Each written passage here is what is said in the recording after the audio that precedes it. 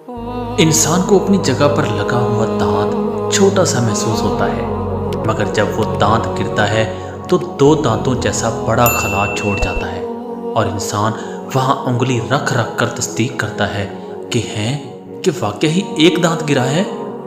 कुछ रिश्ते जब पास होते हैं तो इतने अहम नहीं लगते, मगर जब चले जाते हैं तो इतना बड़ा खला छोड़ जाते हैं कि कई इंसान मिलकर भी इस खला को पुर नहीं कर सकते। इनमें से एक रिश्ता वालिदैन का है। ये जब तक पास होते हैं तो होश संभालते ही इनकी पाबंदियां जान खा जाती हैं। सिपारा पकड़ो मस्जिद जाओ, मस्जिद जाओगे तो रोटी मिलेगी, ज़बरदस्ती स्कूल दफ़ा हो जाओ, कोई छुट्टी नहीं, सर्दियों में घसीट कर गर्म कंबल से निकालना।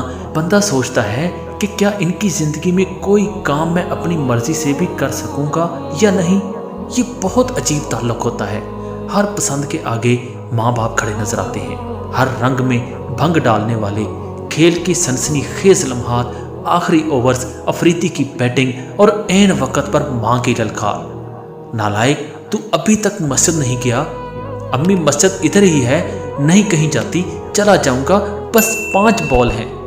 मगर जब ये चले जाते हैं तो इंसान की दुनिया वीरान हो जाती है।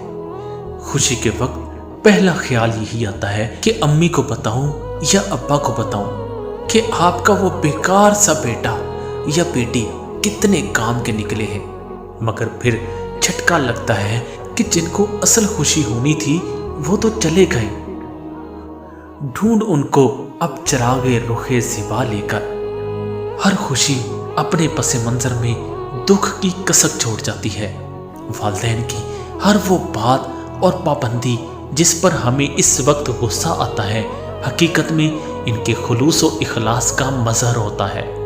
वो न सिर्फ हमारे नुकसान बल्कि नुकसान के अंदेशे से भी सहमे रहते हैं और हमारे मुस्तकबिल के लिए परेशान रहते हैं।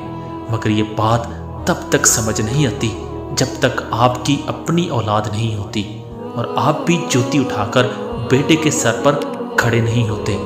वालिदैन का ख्याल रखें, उनकी कदर करें, उनके लिए मसरूफ़ ज़िंदगी में से वक़्त निकालें कि इन जैसी अजीम हस्तियों का कोई नेमल बदल नहीं।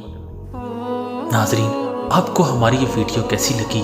अगर अच्छी लगी हो तो कमेंट में ज़रूर इसका इजहार करें।